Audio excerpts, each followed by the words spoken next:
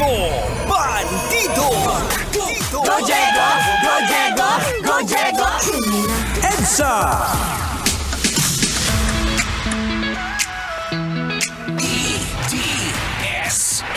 EDSA.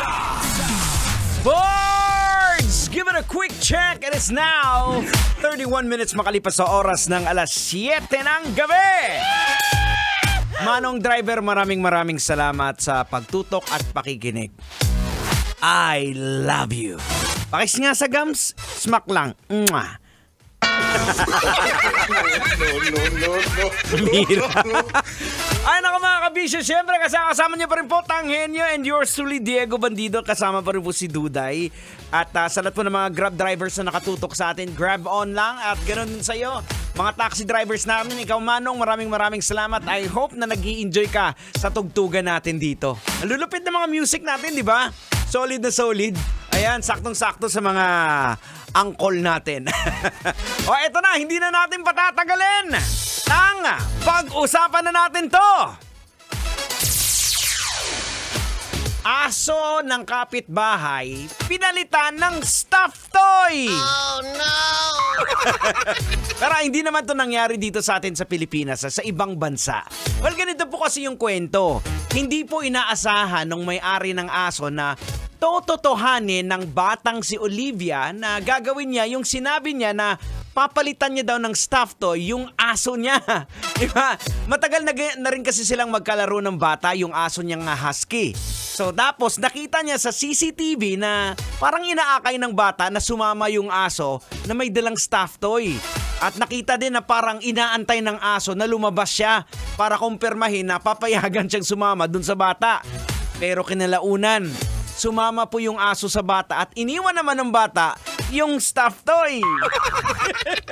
Na mga kabisyo, ito na, logika na natin ha.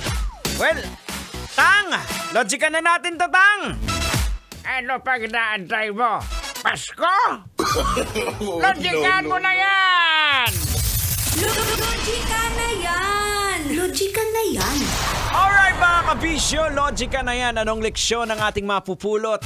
Anong aral ang ating madudukot? EDSA.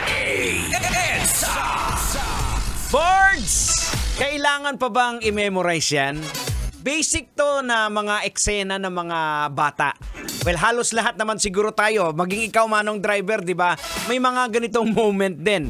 Ako, isa sa mga moment ko ng bata ako, noong naging coin bearer ako sa isang kasal.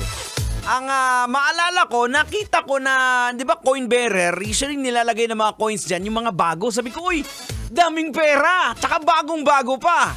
Kaya sinimplihan ko, tinanggal ko doon sa pinaglalagyan, nilagay ko sa bulsa ko. Kasi sa nung hinanap na nila, yung coins wala na. Ando na pala sa bulsa ko. Kaya siguro ko tinawag na Diego Bandido dahil doon.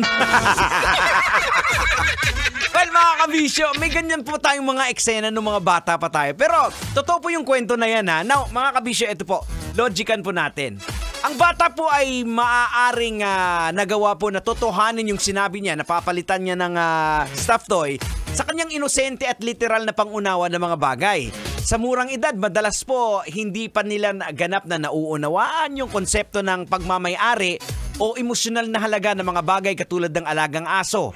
Maaring inisip po ng bata na ang pagpapalit po ng stuffed toy ay patas at simpleng solusyon dahil sa pananaw niya, pareho lang ito ng halaga o kasiyahan. Ang mga bata po ay madalas gumagawa ng desisyon batay sa simpleng lohika. Ay hindi po isinasaalang-alang ang mas malalim na emosyon o responsibilidad. Kaya ikaw, boards, na tinutubuan na ng buhok sa kilikili, hindi ka na pwede magdesisyon na parang bata. Nakakahiya naman sa buhok mo sa ilong na lumalabas eh. Di ba? Tuloy-tuloy ang rakrakan! Yeah! Rock and roll to the world!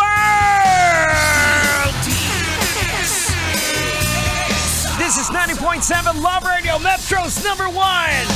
Here's a song coming from the with Lakla! Kailangan pa bang i-memorize yan? Love Radio! Bay! Isaac!